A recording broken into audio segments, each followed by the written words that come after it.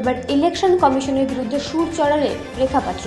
Election commission বলেছিল এবার vote ইলেকশনের কমিশনের নেতৃত্ব হবে, কিন্তু কেন তৃণমূলের নেতৃত্বে ইলেকশন হচ্ছে?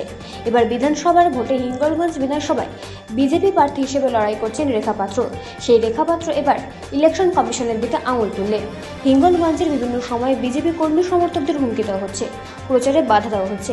এইসব বিভিন্ন বিষয় নিয়ে রেখা পাত্র বলেন, ইলেকশন কমিশন বলেছিল সুষ্ঠুভাবে ভোট হবে, কেন্দ্রীয় বাহিনী থাকবে, ইলেকশন কমিশনের নেতৃত্বে ইলেকশন হবে, কিন্তু এখন দেখা যাচ্ছে তৃণমূলের নেতৃত্বে ইলেকশন হচ্ছে। ইলেকশন কমিশন বলেছিল কেউ কোনো হুমকি ধুমকি ঝামেলা গন্ডগোল করতে পারবে না, কিন্তু ইলেকশন কমিশনের কথার কি হলো?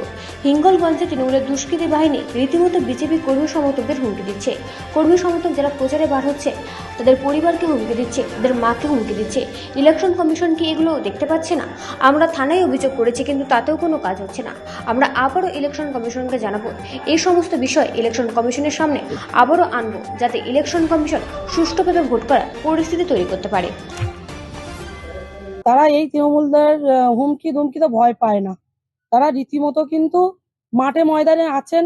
আমরা চাইছি যে যারা এত কিছু করছে, ইলেকশন কমিশনার বলেছিল যে এখানে তাদের নেতৃত্বে এখানে নির্বাচনটা হবে, তাহলে এখানে কিসের জন্য তৃণমূলের এই গুন্ডা বাহিনী, সন্ত্রাস বাহিনীর নির্বাচন, এই তোমার নেতৃত্বের নির্বাচনটা হচ্ছে তৃণমূলের? ভারতীয় জনতা পার্টির তরফ থেকে তো কোনো হুমকি ধুমকি যাচ্ছে না। ভারতীয় জনতা পার্টির তরফ থেকে তো কোনো রকম এরকম উচ্ছৃঙ্খলতা আমরা তৈরি করছি না। তাহলে কেন তৃণমূল সরকার, এই মমতার সরকার তৈরি করবেন?